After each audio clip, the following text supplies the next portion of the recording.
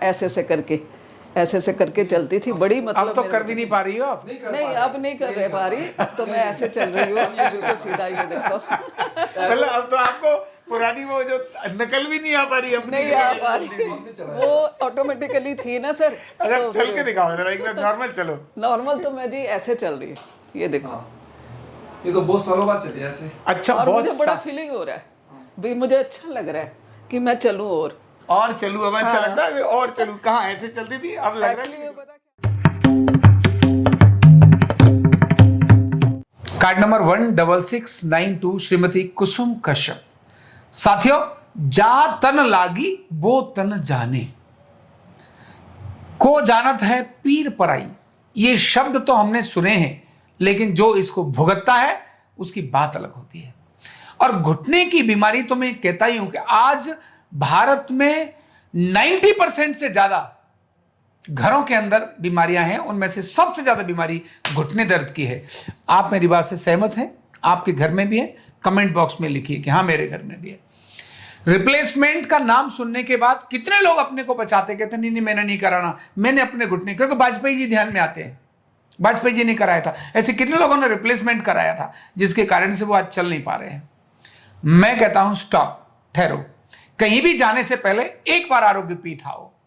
और ठीक हो गए कि नहीं हो गए ये मैं नहीं कह रहा हूं, ये यहां आने वाले लोग बताते हैं कि उनका जो एक कदम पहाड़ जैसा नजर आता था, सारी इच्छाएं और अरमान ध्वस्त होते नजर आते थे, यहां आरोग्य पीठ में आकर आज आशा की किरण नजर आ रही है, अपने कदमों पर चल रहे हैं।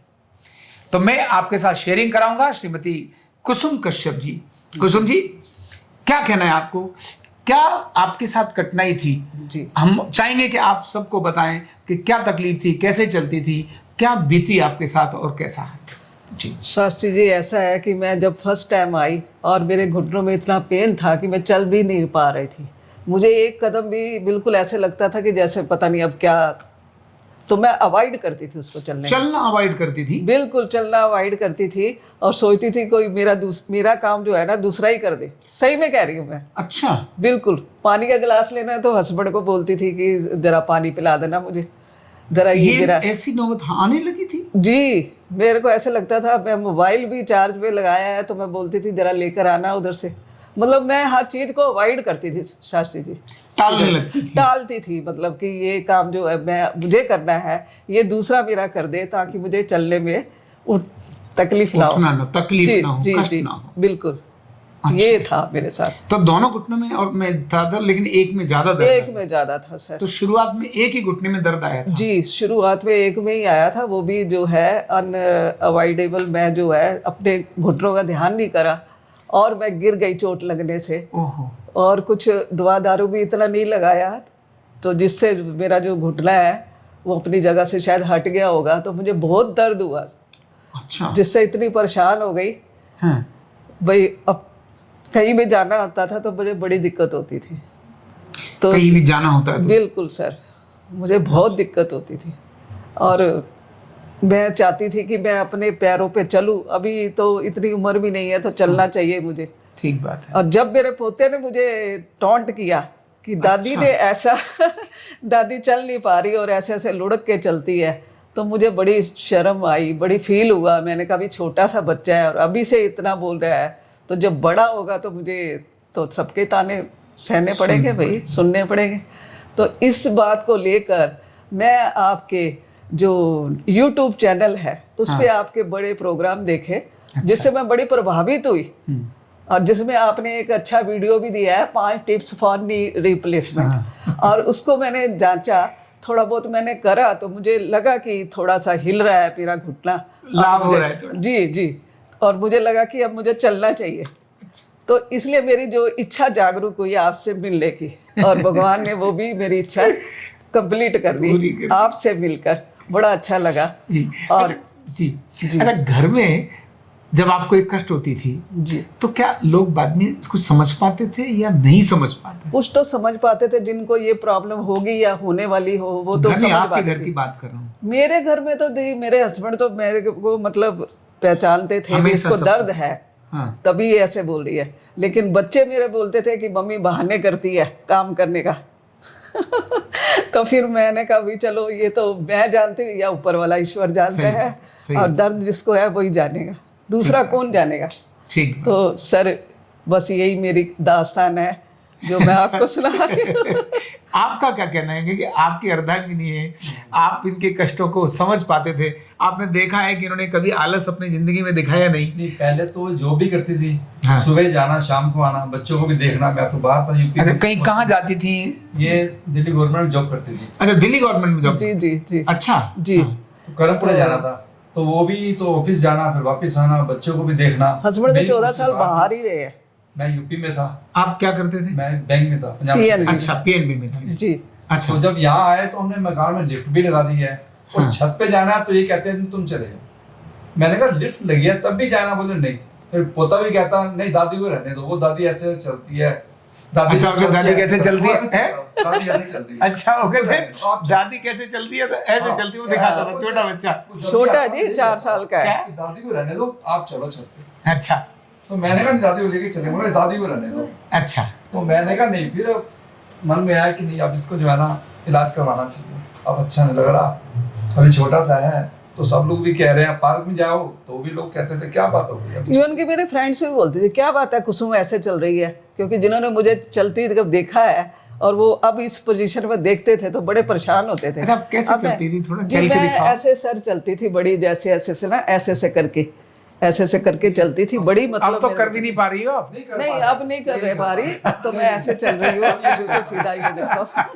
मतलब अब तो आपको पुरानी वो जो नकल भी नहीं आ पा रही अपनी। नहीं आ पा रही, हमने चलाया। वो ऑटोमेटिकली थी ना सर। अच्छा, तो चल के दिखाओ जरा, एकदम नॉर्मल चलो। नॉर्मल तो मैं जी ऐसे चल रही हूँ, ये देखो। ये तो बहुत सालों बाद चली ऐसे। अच्छा, और बहुत मुझे बड़ा सा- फीलिंग हो रहा है भाई, मुझे अच्छा लग रहा है कि मैं चलूं और चलू, अब अच्छा हाँ। लगता है और चलू। कहाँ ऐसे चलती थी, अब लग रहा एक्चुअली है कि- पता क्या, हम हर साल वैष्णो देवी जाते थे। तो मैं अपनी घुटनों की वजह से लास्ट गई हूँ 2017 में, उसके बाद मैंने थोड़ा अवॉइड करा। ये बोलते कि चल, मैं ही अपनी टिकट करवाता हूँ।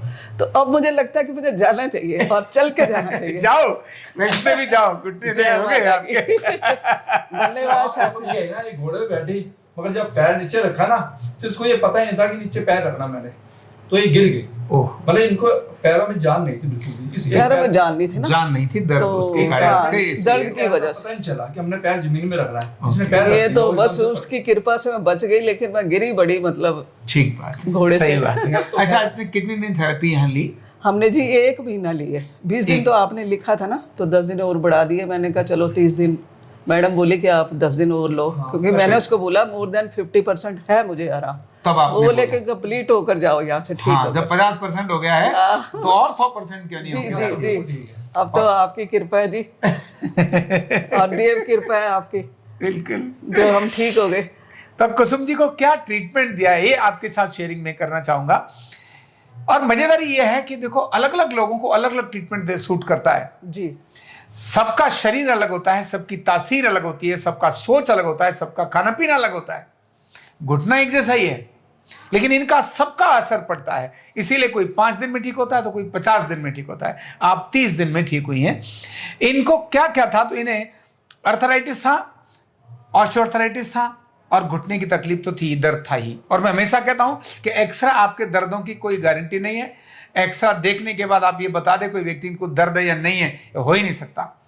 एक्सरे का मतलब जस्ट आपके घुटने की कंडीशन क्या है बता रहा है, दर्द का एक्सरे से कोई लेना देना नहीं है। तो इसलिए इनको ट्रीटमेंट क्या दिया मैं आपको बताता हूं। इन्होंने 2 चीजें बताई, एक तो इनको ऑस्टियोआर्थराइटिस था, दूसरा एक गिरी थी, और गिरने के कारण से इंटरनल इंजरी होती है, मसल्स में भी तकलीफ आती है, और कहीं ऑस्टियोफाइट्स भी बन जाते हैं। तो इन्हें जो ट्रीटमेंट दिया हमने, इनके शरीर के पहले घुटनों का इन्फ्लामेशन निकाला, घुटनों के स्ट्रक्चर को बैलेंस किया, स्ट्रक्चरल बैलेंसिंग।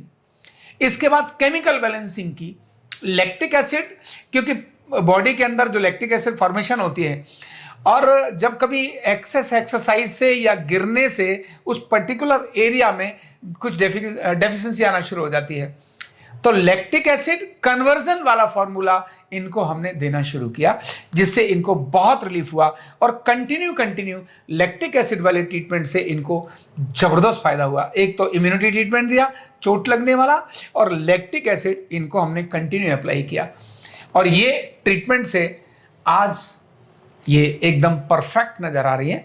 बाकी विटामिन्स वगैरह के रिवाइटल ट्रीटमेंट, कुछ क्लॉट खोलने वाले इवैक्यूएट ट्रीटमेंट्स, ये भी हमने इनको अप्लाई किया, लेकिन मेन ट्रीटमेंट दिया वो लैक्टिक एसिड का ट्रीटमेंट इनको दिया और इम्यूनिटी का ट्रीटमेंट दिया। और आज कुसुम जी आपके सामने चल रही हैं और चल नहीं रही हैं, ये वैष्णो देवी की तैयारी कर रही हैं, बोले वहाँ जाना है और माता रानी ने बुलाया है, मेरे पास तो भेजा है इनको, बोले जा आरोग्य पीठ राम गोपाल जी के पास, वहाँ अपनी डेंटिंग पेंटिंग करा क्या, क्योंकि तेरे को मेरे पास ही आना है। तो अपने को अच्छा लग रहा है, अपने को कितनी खुशी है। उनके चेहरे की मुस्कुराहट हमारे को तो खून बढ़ा देती है और जबरदस्त फुर्ती और एनर्जी लेकर आती है। आप इनकी बात को अपने सब लोगों को शेयर करिए, आपसे निवेदन ये है। और आपके घर परिवार में भी लोगों को तकलीफ है तो नीचे कमेंट्स में अपने कमेंट्स भी, कमेंट बॉक्स के अंदर कमेंट्स भी करिए। ये पुण्य का काम है।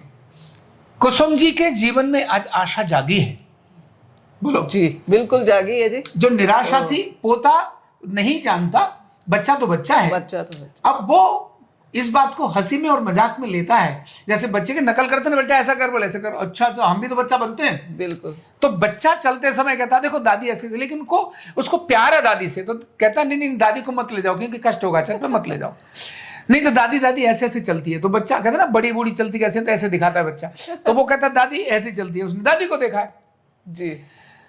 उनके मन को इससे कष्ट होता था कि मेरा पोता मेरे साथ जाना चाहता है, अपने साथ मुझे लेके जाना चाहता है, लेकिन मैं नहीं जा पा रही हूँ। आज अब वो रियल में ओरिजिनल दादी बनकर आ गई हैं जी, है ना। अब दादी का रोल प्ले कर पाएंगी उनके साथ। श्रीमान जी के साथ भी जो कष्ट सहते वो भी सहते थे, अब वो भी ठीक सह पाएंगे। तो ऐसी घर घर की कहानी है, इनका संदेश अधिकतम लोगों के यहाँ भेजेंगे तो वो जो अभी असहाय हैं, जो अभी लाचार हैं, जो अभी निराश हैं, उदास हैं कि घुटने ठीक हो सकते हैं क्या, तो उनको बताओ कि कुसुम जी आरोग्य पीठ में ठीक हुई हैं, तुम भी जाओ, मत लगाओ ज्यादा दिमाग, मत लगाओ ज्यादा दिमाग, आओ ना ठीक हुए तो आपने बाद में तो सोचा ही, लेकिन रिप्लेसमेंट करा के कुछ और करा के, या इन्होंने कितनी समझदारी करी, एक घुटना खराब था तुरंत आ गई, दूसरे घुटने को हमने बचा लिया। लोग दोनों घुटने खराब कर लेते हैं तब हमारे पास आते हैं। तो मत करो इंतजार, तुरंत करो, लगाओ फोन आरोग्य पीठ में और समय लो। क्यों, सही बात है ना? बिल्कुल सही।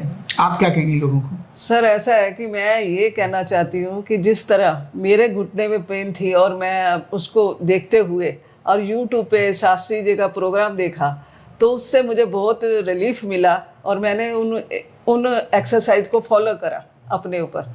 लेकिन मेरी एक जिज्ञासा थी कि मैं जो है शास्त्री से खुद मिलूं स्वयं जाकर और वहाँ अपना जो है ट्रीटमेंट के लिए बताऊं। और क्योंकि मैं जो है अपना घुटना रिप्लेसमेंट नहीं करना चाहती थी, तो मैं चाहती थी कि बिना दवाई के और एक्सरसाइज से जो मुझे ट्रीटमेंट मिलेगी न्यूरोथेरेपी में, उस थेरेपी से मुझे जो है काफ़ी रिलीफ मिलेगा, ये सोचकर मैं आई थी। और भगवान ने मेरी इच्छा पूरी करे और मैं जो है आज जिस दर्द से आई थी उस दर्द को छोड़ते हुए अपने घर में खुशी खुशी जा रही हूँ, खुश होकर।